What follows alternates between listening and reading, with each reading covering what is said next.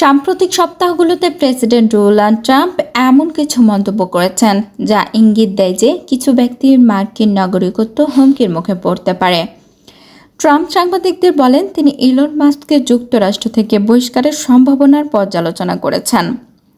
তিনি জোহরান মামদানিকে গ্রেপ্তারের হুমকি দেন এবং তিনি সামাজিক মাধ্যমে পোস্ট করে জানান তিনি জনপ্রিয় কমেডিয়ান রসি ও ডোনেলের নাগরিকত্ব বাতিলের বিষয়টি গভীরভাবে বিবেচনা করেছেন।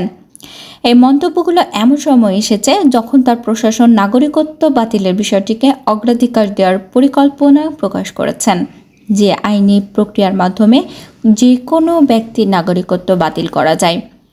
চলতি মাসের শুরুর দিকে এক সাংবাদিক ট্রাম্পকে জিজ্ঞেস করেন তিনি কি ইলন মাস্ককে বহিষ্কার করবেন কিনা। জবাবে ট্রাম্প বলেন তিনি জানেন না, দেখতে হবে ব্যাপারটা তাকে। আরেকজন সাংবাদিক জিজ্ঞেস করেন নিউ ইয়র্ক সিটিতে যদি জোহরান মামদানি যুক্তরাষ্ট্রের ইমিগ্রেশন ও কাস্টম এনফোর্সমেন্টের নির্দেশ অমান্য করে তখন ট্রাম্প কী করবেন। ট্রাম্প বলেন তাহলে আমাদেরকে ওকে গ্রেপ্তার করতে হবে। দেখুন, আমাদের দেশে কোনো কমিউনিস্টের দরকার নেই, তবে যদিও থাকে আমি জাতির পক্ষ থেকে ওকে খুব ভালোভাবে নজরে রাখব। তিনি আরও যোগ করেন অনেকে বলেছেন সে অবৈধভাবে এখানে আছেন, আমি সব কিছু খতিয়ে দেখব। যদিও মামদানির অবৈধভাবে যুক্তরাষ্ট্রে থাকার কোনো প্রমাণ নেই। একজন রক্ষণশীল আইন প্রণেতা তার নাগরিকত্বের বিষয়ে তদন্তের দাবি জানিয়েছেন। উল্লেখ্য, ইলন মাস্ক ও জোহরান মামদানি দুজনই ন্যাচারালাইজেশন প্রক্রিয়ায় মার্কিন নাগরিক হয়েছেন। মাস্ক দক্ষিণ আফ্রিকার প্রিটোরিয়ায় জন্মগ্রহণ করেন এবং 2002 সালে মার্কিন নাগরিকত্ব লাভ করেন। মামদানি জন্মগ্রহণ করেন উগান্ডার কাম্পালায় এবং 2018 সালে মার্কিন নাগরিক হন। ও ডোনেলকে নিয়ে ট্রাম্প ট্রুথ সোশ্যালে লিখেছেন এই কৌতুক অভিনেত্রী আমাদের মহান দেশের স্বার্থের পরিপন্থী। আমি তার নাগরিকত্ব বাতিলের বিষয়টি গুরুত্ব সহকারে বিবেচনা করছি, সে মানবতার জন্য হুমকি। এটি ট্রাম্প ও ওডোনেলের দীর্ঘদিনের সামাজিক মাধ্যমে চলা বাকযুদ্ধের সর্বশেষ পর্ব। ট্রাম্প ঠিক কী কারণে পোস্ট দিয়েছেন তা স্পষ্ট করেননি।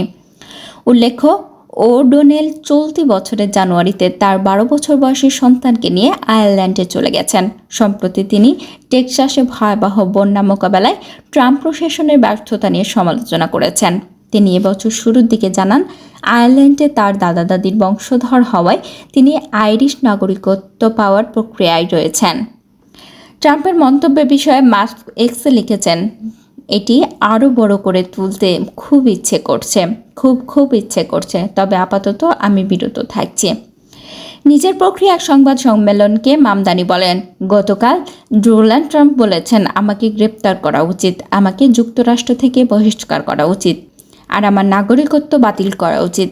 তিনি এসব কথা বলেছেন আমাকে ঘিরে, যে কিনা এই শহরের প্রথম অভিবাসী মেয়র হতে পারে, প্রথম মুসলিম ও প্রথম দক্ষিণ এশীয় মেয়র হিসেবেও ইতিহাস গড়তে পারে।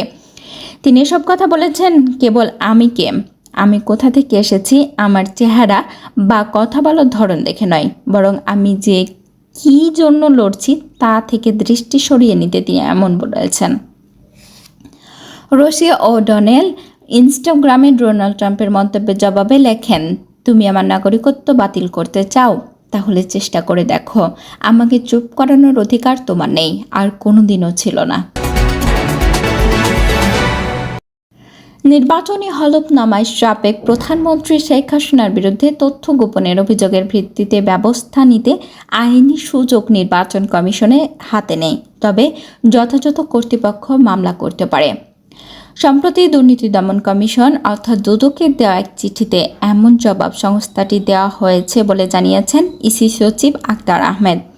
তিনি বলেন আমরা চিঠির জবাব দিয়েছি, গণপ্রতিনিধিত্বের আদেশে এই রকম অভিযোগের ভিত্তিতে ব্যবস্থা নেওয়ার কোনো বিধান নেই তা জানিয়ে দেওয়া হয়েছে। গত 22 মে ওই চিঠিতে দুদক ইসিকে বলে সাবেক প্রধানমন্ত্রী শেখ হাসিনা 2008 সালের নবম জাতীয় সংসদ নির্বাচনের আগে ইসিতে দাখিলকৃত হলফনামায় নিজের সম্পত্তির বিষয়ে অসত্য তথ্য দিয়েছেন। এ বিষয়ে গণপ্রতিনিধিত্ব আদেশ 1972-এর আওতায় তার বিরুদ্ধে প্রয়োজনীয় আইনানুগ ব্যবস্থা নেওয়ার অনুরোধ করা হলো। এ বিষয়ে একজন নির্বাচন কমিশনার বলেন সম্পাদিত তথ্য গোপন বা কম বেশি বা উল্লেখ নাও করতে পারে কোনো প্রার্থী। হলফনামায় এই অভিযোগের কোনো প্রার্থিতা বাতিল করার বিধান নেই, তবে ঋণখেলাপি হলে বাতিল করা যায়।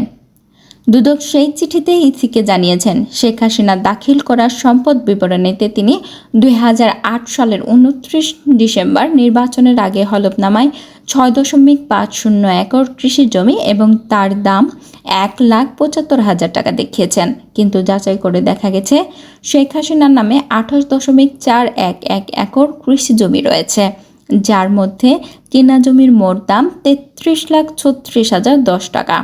এই হিসেবে 21.91 একর জমির তথ্য গোপন করেছেন এবং ক্রয় মূল্যের প্রকৃত দামের চেয়ে 31,91,10 টাকা কম দেখিয়েছেন। বর্তমানে ইসির হাতে হলফনামায় এমন অসত্য তথ্য দেওয়ার কোনো ব্যবস্থা নেওয়ার বিধান না থাকলেও সংস্কার কমিশন বিষয়টি আইনি কাঠামোয় আনার প্রস্তাব করেছেন। সরকার থেকে চূড়ান্ত প্রস্তাব এলেও এটাও যোগ হতে পারে আরপিওতে।